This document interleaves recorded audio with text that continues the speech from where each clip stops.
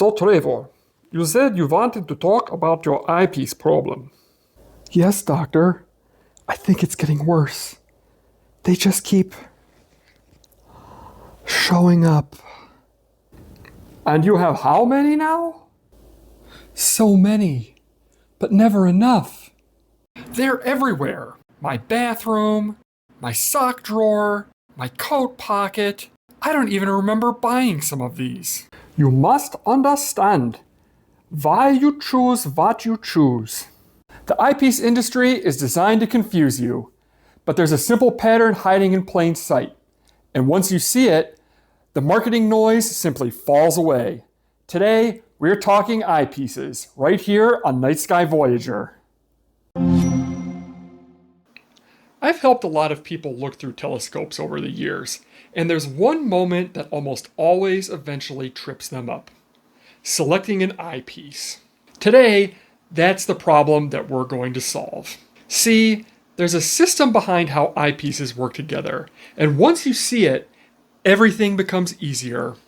What to buy, what to skip, and how to build a set that actually works for your telescope and your budget. But here's the truth. There are only 3 core things that define how an eyepiece behaves. And once you understand those, the noise completely falls away. These giant ones, bigger than Coke cans, and weigh more than some telescopes, and this tiny one right next to them, they both work off the exact same 3 principles. You don't need to memorize 10 different specs, and you don't need a giant eyepiece kit. Everything comes back to those core ideas. Let's start with magnification. There's a number printed right on the barrel that plays a role in it. But how that number turns into magnification is different in every telescope. And that's what makes this so counterintuitive. Magnification isn't a property of the eyepiece by itself. It's an effect created by your telescope and eyepiece working together. Magnification is simply your telescope's focal length divided by the eyepiece's focal length. For example, if you have a Dobsonian with a 1200 millimeter focal length and drop in a 10 millimeter eyepiece, you're at 120 times magnification. If you take that exact same 10 millimeter eyepiece and put it in a 600 millimeter focal length refractor, you get 60 times magnification. That's why magnification isn't printed on the eyepiece. It can't be. It depends on your telescope. And this is really important. Magnification is a tool, not a goal. Higher magnification does not automatically mean better views. If stars look like boiling blobs instead of sharp points, that's the atmosphere, not your gear. Some nights support high power, and other nights the image just falls apart no matter what eyepiece you're using. On those nights, your telescope is innocent. We, the jury, find the defendant's telescope not guilty. Thank you. Congratulations, Miss Scope. Thank you, everyone. Clear skies for us all. On nights like that, drop down the magnification. This is exactly why experienced observers always start low and then work their way up. Next, we'll talk about fields of view, because this is where a lot of people get tripped up, especially in the marketing hype. But it's also where eyepieces start to feel really fun. Imagine looking through a paper towel tube. That's a narrow apparent field of view. Now, imagine looking out the window of an airplane.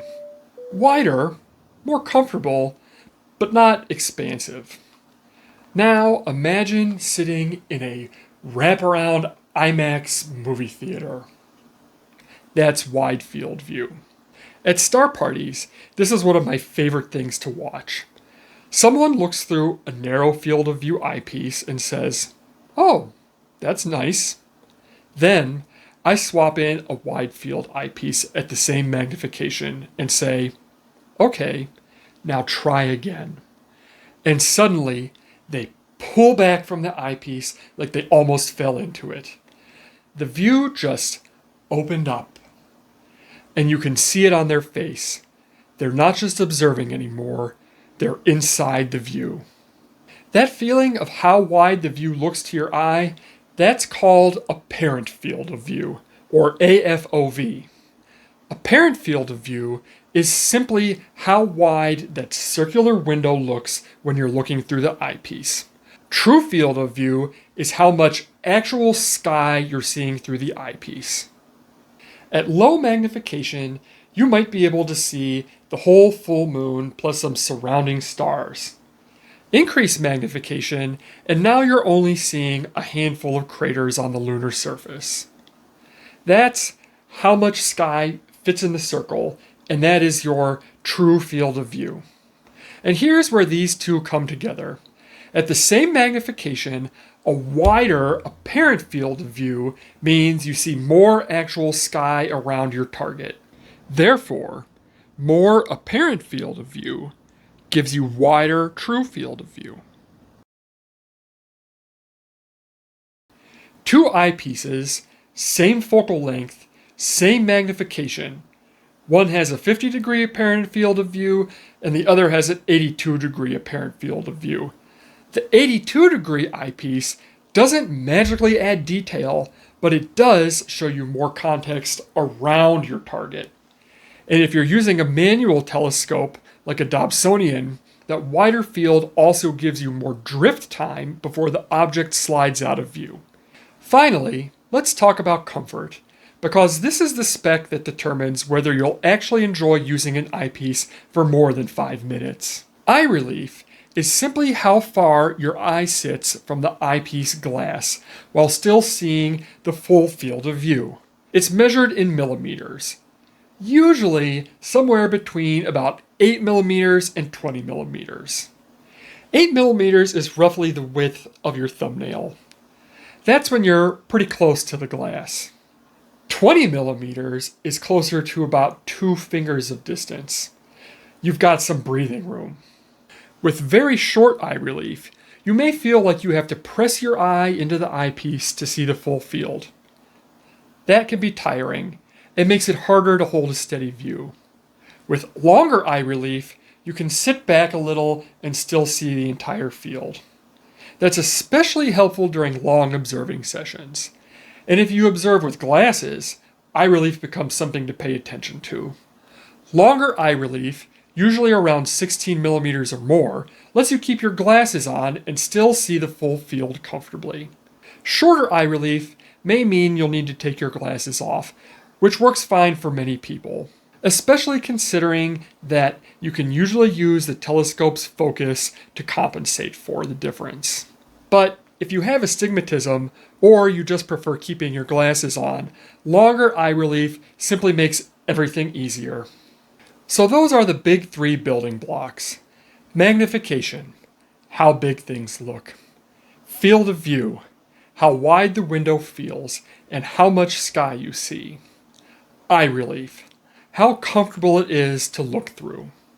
If this is making sense so far, and you want to see how these specs actually translate into smart buying decisions, consider subscribing. There's a lot more coming. Any urges this week? I did look at a 31 millimeter. And what job would that serve? Wide field. But I've already got one. And that is what progress sounds like. So now you understand what the specs actually mean. You know how magnification changes scale, how field of view changes context, and how eye relief changes comfort. Now here's the part that simplifies everything. In real life, observing usually flows like this. You start on the ground with your wide field eyepiece. You step up to your mid-power workhorse for most of the night. And once in a while, when the atmosphere cooperates, you climb to the top for detail.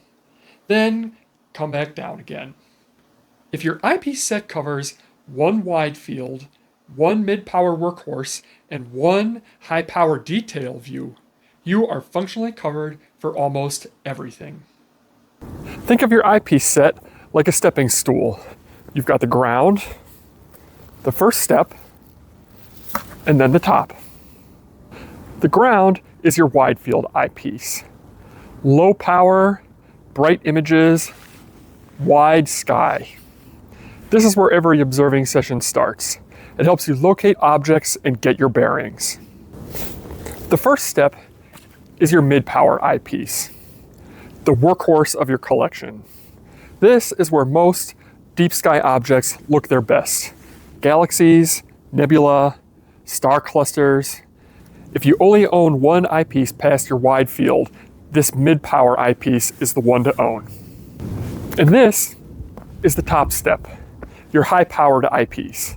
This is for things like planetary detail, looking at the surface of the moon highly magnified, or splitting double stars. This is like reaching for the cabinet above the fridge.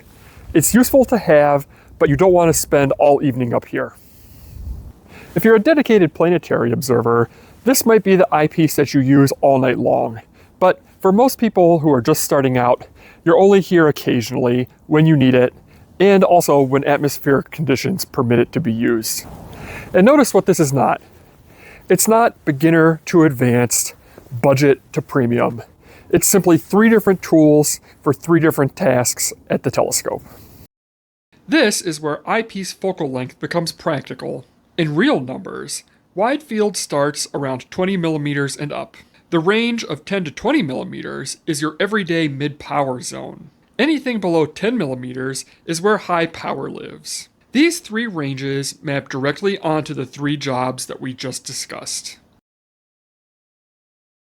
Now that you understand the 3 jobs that eyepieces serve, there's one practical constraint we need to talk about, because it determines what will physically fit in your telescope. Barrel size. Every modern telescope on the market supports 1 1/4 inch eyepieces. If you buy a 1 1/4 inch eyepiece, you can be confident that it will work in refractors, Dobsonians, Schmidt-Cassegrains, basically everything. This is the modern universal standard. 2-inch eyepieces are not universal. Many telescopes don't even support them at all, or they require a different diagonal, a different focuser, or extra adapters to use them. So 2-inch isn't something you can assume. It's something that you need to check for. The reason 2-inch eyepieces exist is actually pretty simple. They allow access to wider true fields of view at longer focal lengths. That's it. They are not sharper by default, they are not higher magnification by default, and they're not automatically more professional by default. A great 1 1/4 eyepiece will almost always beat a mediocre 2-inch eyepiece. So the clean takeaway is this. Start with 1 1/4 eyepieces. They can completely cover wide, mid, and high power roles. Move to 2-inch only if your telescope supports it and you specifically want the widest possible low power views. Quick question before we move on. Are you building your first eyepiece set from scratch, or are you trying to fill gaps in what you already own? I'm genuinely curious where everyone's at, so feel free to drop a comment and let me know. Now we're at the part everyone really wants, and honestly, where most guides completely fail you. How do you actually choose an eyepiece without getting lost in brand names, product lines, or marketing hype? The truth is, almost every eyepiece on the market is some mix of the same 3 forces: comfort, immersion, and cost. You can lean towards any corner of the triangle that you want, but you can't usually max out all 3 at the same time. Comfort is things like eye relief and how forgiving the eyepiece feels at the telescope. How easy it is to see the full field of view without blackouts. If you observe with glasses, do long observing sessions, or want a relaxed viewing experience, this corner matters a lot. Immersion, on the other hand, is how spacewalk the view feels. That big wraparound field where the eyepiece seems to disappear and you feel like you're floating in space. That's immersion. And cost is exactly what it sounds like. Your budget. Your comfort level with spending. Every eyepiece you will ever shop for is some balance of these 3 things. There's no best eyepiece in a vacuum. There is only the best balance for you. And here's the really important part. You don't need to solve this triangle perfectly for every possible focal length. You solve it once for your wide field eyepiece, once for your mid-power workhorse, and once for your high-power detail eyepiece. When you're shopping, ignore the product names, ignore the fancy series labels. Just ask yourself 4 questions. 1. What focal length do I need for this job? Wide, mid, or high? 2. How much comfort do I want? Do I care about long eye relief? 3. How much immersion do I want? Am I happy with classic, narrower field of view, or do I want that wide spacewalk feel? And 4. What's my real budget for this spot in my set? If you can answer those 4 questions, you can walk into any product line from any brand at any price level and immediately understand what you're actually looking at. All the confusing series names, all the branding, all the repackaging of the same designs, none of it can trap you anymore. And yes, as price goes up, you often get more comfort, more immersion, and sometimes better performance at the edges of the field of view. We'll talk about that side of things in much more detail in part 2 of this series. But you don't need any of that knowledge to build a smart, satisfying eyepiece set right now, today. Because this entire guide really boils down to this. You need 1 wide field eyepiece, 1 mid-power workhorse, and 1 high-power detail eyepiece. And for each one, you simply choose where you sit between comfort, immersion, and cost. That's the whole game. Thanks. I really think this helped. I'm glad.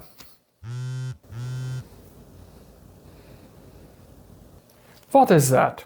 Who's calling? It's premium glass. I've got to take this. Looks like we have more work to do. In part 2, we're going to talk about whether premium eyepieces are actually worth it and when they genuinely make sense. Let's pull all of this together. Eyepieces feel complicated at first because there's a lot of language around them, a lot of numbers, a lot of opinions, and a lot of marketing hype. But under all of that, the system is actually very simple. You don't need a dozen eyepieces. You don't need to chase every new product line. You need 1 wide field eyepiece to find and frame, 1 mid-power eyepiece to live in, and 1 high-power eyepiece for details. That's the functional core of every eyepiece set. And when it comes time to choose each one, you're not picking a magic brand series.